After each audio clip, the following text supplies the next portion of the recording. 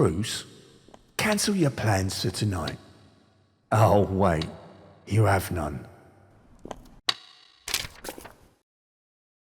Very funny. There's a circus in town, a good one at that.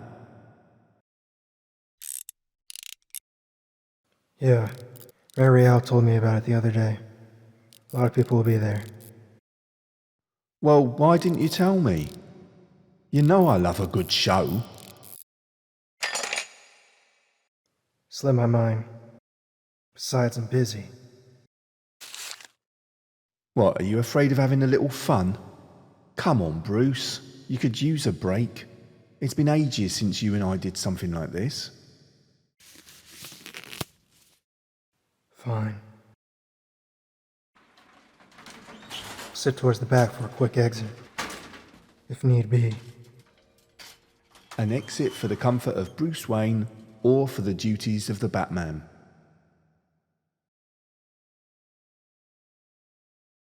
So welcome back, everybody. Hope you're all having a great day. My name is Joshua Ford, and we have a very cool interview today with Gavin Duff.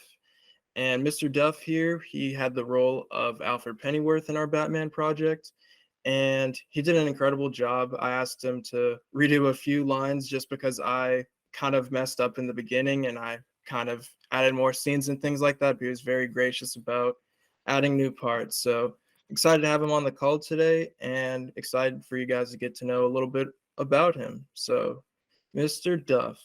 Yeah. I think the first question that everyone wants to know when asking a voice actor is, what made you want to get into voice acting?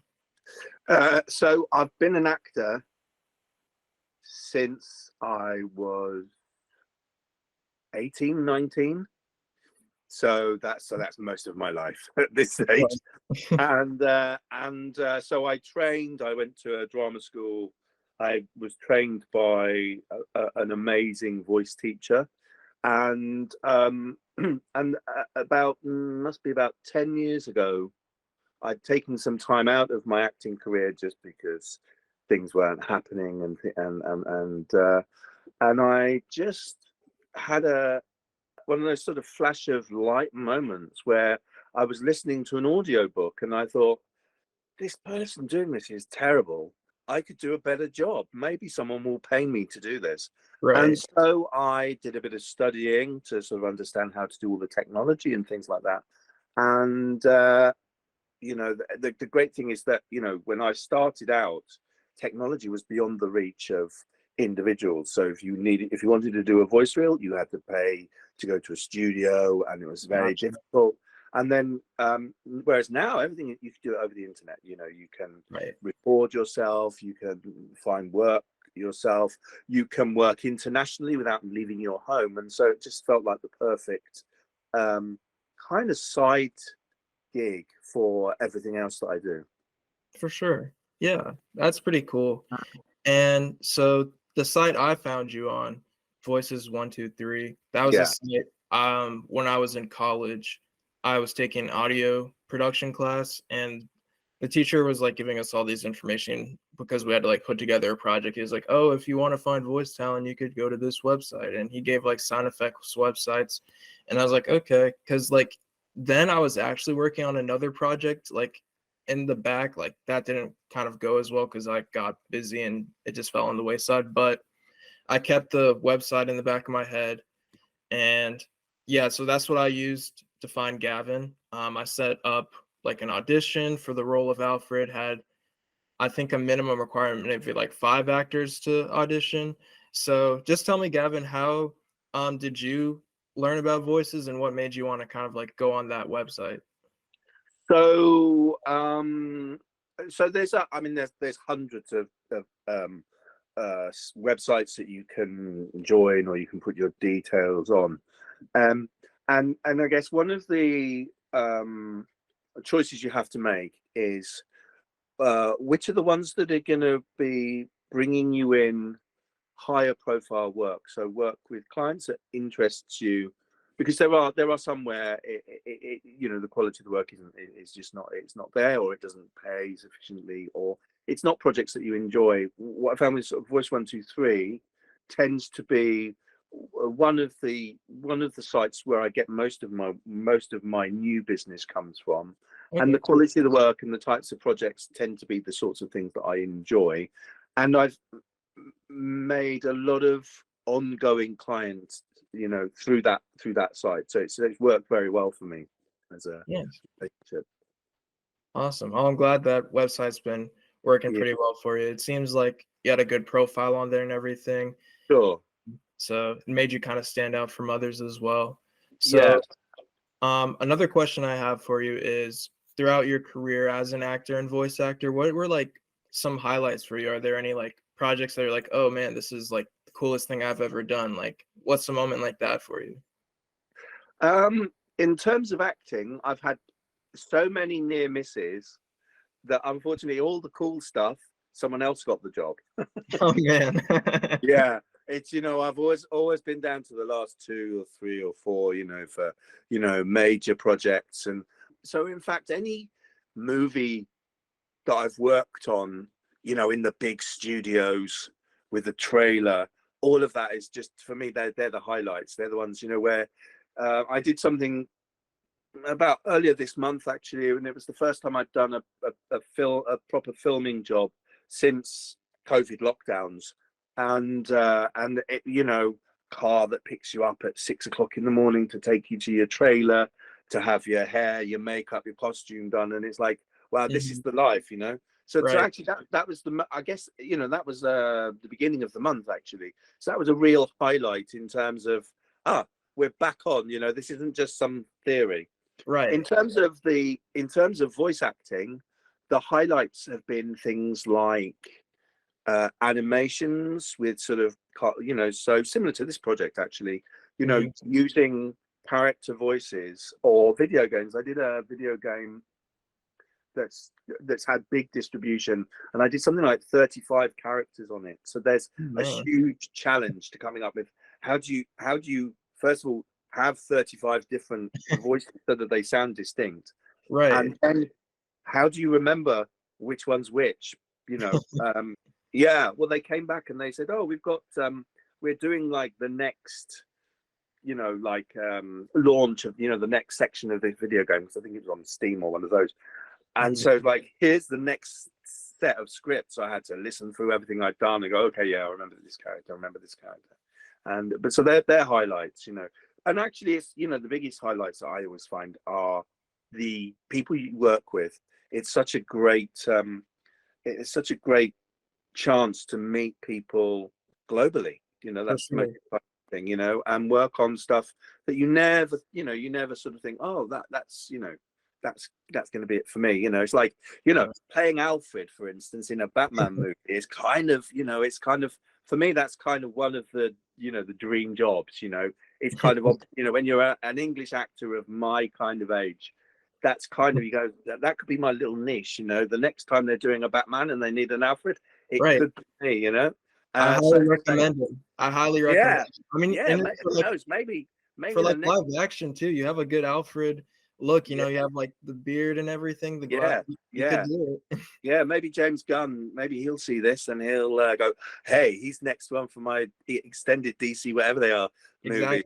Exactly. Yeah. For most people will be watching this, so yeah. Yeah, hopefully. But yeah, that's definitely cool. I like to hear that you've had a lot of highlights throughout your And with this project, what kind of made you want to audition for the role? I know like voices sometimes will like send like auditions to like recommended actors about like certain projects. What made you go like, oh, I'll give this one a shot? So what stood out for me on this project is the vast majority of the work that I do tends to be corporate, explainers, e-learning projects. That's the vast amount of work that I do. So it's, I do a kind of, here's this nuclear reactor doing its business and everything is safe and everything's wonderful. So so what really excited me was the chance, obviously, to use my acting skills rather than just my voice skills, because actually I tend to get less video game animation kind of work, and it's always good to do. It's always good to use those. And as I just said, really in a kind of way, Alfred is kind of like a dream job for me. Right. Yeah. Like you never know, you never know, and put it out to the universe. I want that job, you never know. Exactly. You kind of, make a little mark somewhere, and maybe you start the balls rolling in your favor. Yeah, I like that. I hope we'll get you some phone calls about potential Alfreds, whether it be voice acting or live action. But Yeah, yeah, it was really cool because your voice is like, you were like, out of all the auditions, I think it was between you and one other person whose voice was like so similar to Andy Serkis. yeah, And I was like, this is just like spot on. So that was impressive that you were able to like kind of mimic it, because it yeah. is like based off of that character. So I thought that was a pretty cool thing too. Yeah, well, there's a certain, when as a voice artist, you kind of get, like various agents will go, these are the kind of voices that we like from you. So another big one that I get a lot of the time is a guy called David Attenborough, who does all the nature programs. He did like Okay, yeah. dinosaurs and things on Apple TV Plus and things like that. And so he sort of talks with a very gentle voice. And then I have this gruff sort of London voice, which is the sort of that sort of voice, which weirdly I get a lot of commercials with that, Mhm. because it's man of the people, that kind of thing. And so it's one of the voices that I can drop into and work and play with a lot. So it's sort of one of those sort of textures that I've got a lot of experience playing with. Right. Yeah, that's pretty cool. And I was gonna ask too, like, what things have you like had to tweak over your career, like with your voice? Like, what things have you learned about yourself? Like, oh, I didn't know I had this range, or like, this is like my sweet spot, things like that. I guess my voice has matured over the years. I think one of the things was obviously when I very first started recording myself and editing, the biggest hurdle first of all was to get used to just hearing your voice in your head, and Right. not be, oh no, I don't sound like that, I don't sound like that. It's the same Mhm. as I'm never a fan of seeing any of the filmed work I've done. It's that weird thing where you sort of see yourself and you're moving and Right. everything becomes something that you're super critical of. So I think over the last 10 years, one of the big things is to get really used to how I sound, and then to, because I work in my booth myself, so I record, and to know when I've nailed a line. So that's Mhm. one of the big skills I've learned, is how to direct myself uh, for a lot of the stuff I do, so that I'm sure that when I send my work to a client, that they'll go, yeah, you've given me the read I was after. Or sometimes they'll come out and say, yeah, I like that, but actually, could you make that one more sinister, or can you make it kind of sinister and then happy? And so it's those kind of things where you kind of, you learn to take some of that direction, and hopefully give the options to the director that you're working for. Right. Yeah, I think that's a cool point that you hit, that you like know how to direct yourself and know like, okay, this line I should deliver it this way. And like you Yeah, have like things in the past that you kind of like, okay, I can revert back to this and have yeah, that line. So that's pretty cool. I never really thought about it like that either. So yeah. Well, in terms of I've done, I get called in for, working for commercials, to a big, you know, a big professional studio with people on the line, people in the studio giving direction. Everyone's got an opinion, mhm, and you've kind of got to nail it, because if you don't, your every job is an audition for the next job with that bunch of people. So you right, kind of got to be flexible, responsive, and kind of be prepared, and put the effort in, and hopefully deliver what the client's looking for. for sure. Yeah. Nice. And a few more things here. Yeah. In terms of like moving forward in your career, like how far do you like see this like taking, how far do you see yourself going with this? Like, are you nearing retirement? Are you just like, oh, I'm just gonna keep going until my voice gives out? Or how about you? Oh, so when I started in my 20s, when I was at drama school, all my teachers were like, you're great. You're absolutely great. The only problem is no one's going to want to hire you till you're about 50, 60. And then so I was always cast as the older characters. And, I was always what was called a character actor. I was, I wasn't bad looking as a young man, but no one was going to cast me as the romantic lead. There's, when you're in your 20s, there's you see people every year and go, that guy's going to be a movie star. He's going to be young, he's going to be gorgeous, he's going to be a movie star. I was never that. So I always knew that I was going to be like, Sir Ian McKellen, who didn't get to play Gandalf until he was like in his 70s, and work, or Right. Alec Guinness, who played Obi-Wan Kenobi, who was about my age, and those are kind of the parts that are kind of my dream parts. It's like, not necessarily the main guy, but that wizard who comes in and fixes everything and puts people on the right path. That's so I have no intentions of slowing down or retiring, as long as my body and my voice hold out. Right. As an actor, you only get more interesting as you get older, and as long as there's work, you can, hopefully you can continue to find something to do. Right. So I hope to carry on, really. Oh yeah, I hope you do too, because I Yeah. feel like people will be knocking on your door for some Alfred stuff. So Sure. yeah, and on the kind of the same note, like in terms of like preserving your voice and like keeping Mm. it in the same condition, like what things do you do in order to make sure like your voice doesn't like run out like when you need it the most, or like how do you go about doing that? So I have a fairly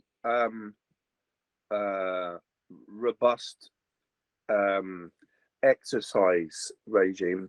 So I go to the gym, several times a week. I do yoga, I meditate, I do all of the sort of self-care. I'm a vegetarian. I eat well. In terms of like voice care, I guess, having been trained so many years ago, how to take care of the voice, it's kind of second nature. So, drink lots of water. First thing in the morning, I drink a pint of water, so that before I do any work, my voice is hydrated. That's the most important thing. If I've had a bit of a virus the last week or two, so at times my voice has been gruff and not great. And so I tend not to record around those.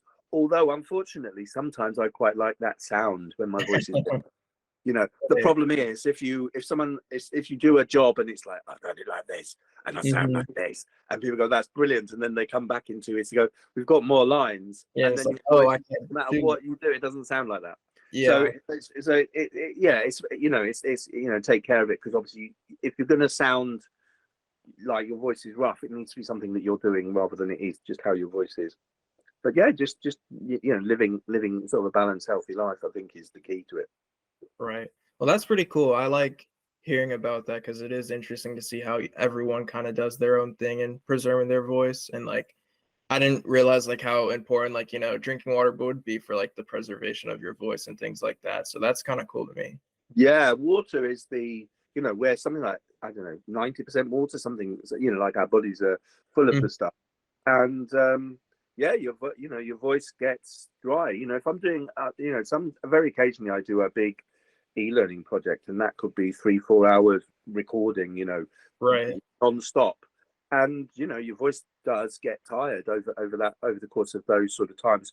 Or if you're doing particularly if you're doing sort of some character voices, video games where you're playing ogres or something like that, your voice does then tend to get tired very quickly.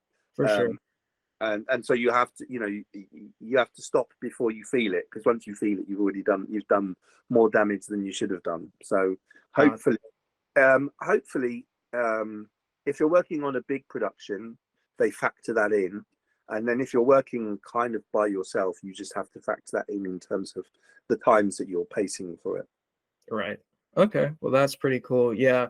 I actually did some voice acting for this project, the Batman project. I took it on myself to be the voice of Batman because I'm like, it's my project. Why don't I just be Bruce Wayne and Batman? And it's not like I wouldn't have done it if I didn't think I had a good voice for it. but it's still like scary to know that all these people are gonna like hear it, you know. But Yeah. like it was nice like having people like say like, oh, this is actually like pretty accurate sounding, or oh, this is good. It's like then my friends are like laughing because they like know how I like sound and things like that in comparison. So it's just interesting trying to like record the lines, because I recorded them a while back, like when I first did the script and everything. And then like a few months later, I wanted to re-record another line because I think I added another scene. And I liked the way my voice sounded then. And I was like, oh, I think this is like a better like Batman voice as opposed to like Bruce Wayne. So I started redoing like my Batman lines just like in that voice while I kind of had it going. So I kind of get what you're saying, and like you have to like what you were saying, like with the ogre thing, when they were like you have a certain voice that you want to keep. So I guess in this case where you're like recording one thing and you could do it all at once and use it for like multiple scenes, I guess in this case it kind of helps. But yeah, it's a scary thing though, like to have your voice out there to be heard by a lot of people when like I'm not a professional doing it. So well, but you've got a great voice, so you know, so it sounds great on, you know, coming through the Google Meet. So you know, that's number one, you know, thing is, you know, every voice is interesting and has character. You know, so and the biggest hurdle is not believing in yourself and having the confidence to do it. And then, you know, when you're then listening back, to not go, oh no, I don't like that. But the advantage, of course, if you're doing it and you're directing the project, is you've got a vision of what you want Bruce Wayne and Batman to say the lines like, how you want them to be. And, you know, hey, if you listen to it and you go, do you know what, I can do that line better. There's nothing to stop you, you know, kind of, you know, changing the lines, because that's, you know, that's the great thing about working with the voice. You know, if you were filming this as a movie and you want to, depending on, you know, if you want to change the lines, obviously ADR happens in all movies. Half the time the dialogue you hear in a movie is not the dialogue that they recorded on the day. You know, I think it's a great idea to do it, and why not? If I was directing a movie about Batman, I'd cast myself as Batman. Let's be honest. I wouldn't. You know, isn't it every guy's dream is to be Batman, you know? For sure, yeah. We need a British Batman movie, you know, just like Batman in the UK just going around. That'd be pretty fun. Yeah. Yeah, I think we'll conclude with maybe two more things here. So it sounds like you have like, you know, you said your dream role was Alfred, things like that. So it sounds like you have some interest in like the DC universe and things like that. So do you have like a favorite superhero or Batman project? Well, do you know what? I mean, I guess I've always been more of a Marvel fan.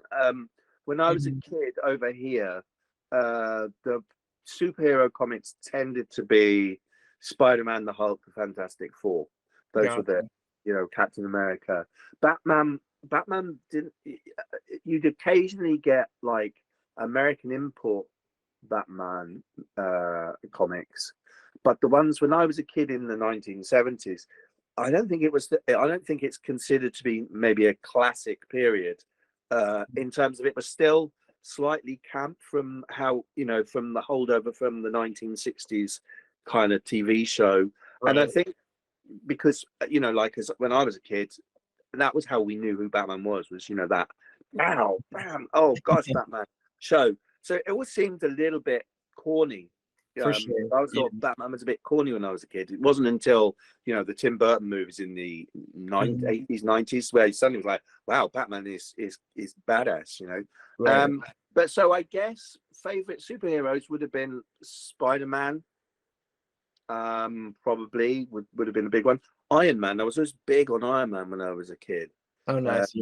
I was always really, I kind of found that really cool. The idea, he, you know, in the old comics, he was always walking around with a suitcase with his Iron Man suit in, and you know, finding silly places to change into this, you know, armor, and saying, "Oh, he's my bodyguard," and no one ever realizing the truth.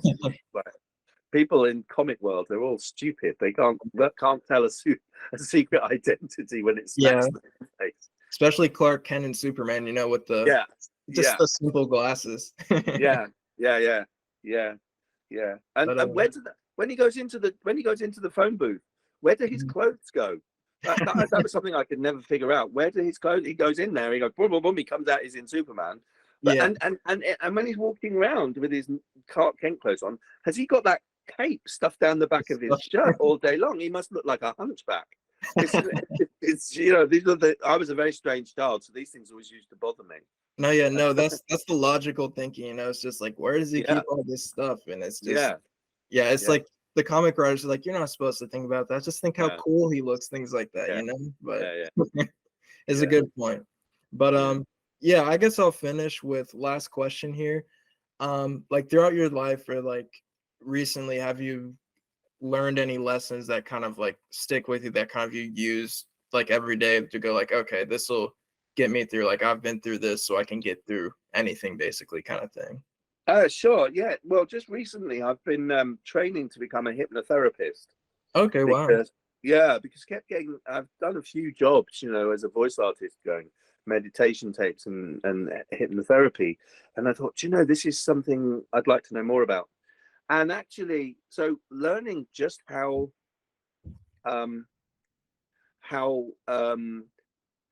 malleable your mind has been an amazing thing, and that, so we all have this very negative voice that lives in our head, says you can't do this, you can't do this, you can't do this. And actually you can reprogram that voice to say, yes I can, yes I can, yes I can. And really all you have to do every morning is wake up and say, I can do this, I can do this, I can do this. And you keep saying it so that the voice in your head that says you can't doesn't get a chance to get a word in. And just keep saying it, and eventually you believe it, and it's true. There's nothing you can't do if you put your mind to it. Oh yeah, I like that a lot. The positive affirmations. It sometimes it seems like a silly thing, sometimes repeating it to yourself, but I've had to do that myself. Just to like, because I do have that voice in my head. It's just like constant doubt, and I have to like myself to go like, I can do this, and just like push through it. So that's really big. That voice is entirely imaginary. It doesn't exist. There's not another person living in your head with you.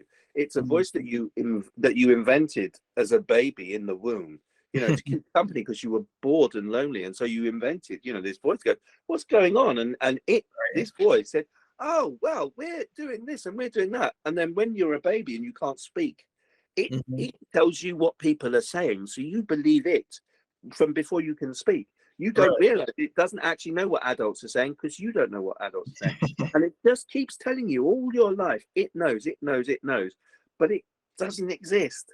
But we believe it. And actually, the easy thing to do is, tell it, go away. I'm doing my thing now. I can do anything I've got mind to. Right. Now, I like that. I like that picture a lot. I never thought about it like that. It's just like something you made up when you were young, and it's kind of stick with you. But it's like kind of dismiss it because you created it. So I kind of picture it a bit like, do you remember in the second Lord of the Rings movie, there's a scene with Gollum where he's like, he's sort of, you keep seeing him, he's sort of, 1 minute he's like, he's nice Gollum, and then the next minute he's horrible Gollum, and he's like, and that's what it's like. It's like that little voice that sort of constantly wants to tell you, your friends aren't your friends, life's bad for you, all of those sorts of things, and it's all made up, and you can just yeah, I like that a lot. That's awesome advice, Gavin. I like, last question, if you were to give like one piece of advice to like someone who wanted to do voice acting or acting in general, what would it be? If they look like me, don't do it, because I want that job. Don't say that. But if I would say, if it's your passion, do it.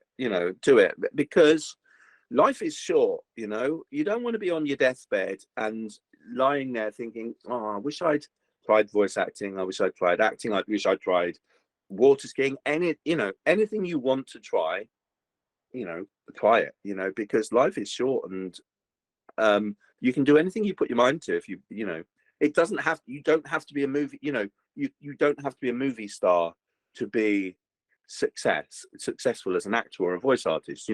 Just working on small projects just with your friends, or people that you meet on the internet, just making YouTube videos. You can make movies with your iPhone, or in fact there were Oscar movies that have been made just by people using their phones. just do it. You know, you never know what you can create if you don't create. That's definitely true. I like that, because that's kind of like how it was with this project for me. I was like, I just want to write this script and see where it goes, because it was just kind of a fun thing to do. Like, I still love editing the pages each day, getting the pages from Jackson and Kay, the illustrators, and going, this is awesome, seeing it come to life. And just the like, illustrations are awesome, I have to say. The ones I've seen look amazing. I mean, they're fantastic. Yeah, it's been really fun. Like, the pages we've created recently has just been like mind blowing. Like, I had a page last night, actually. Because I add the text to the pages, they like do all the art and stuff, then I just add the text.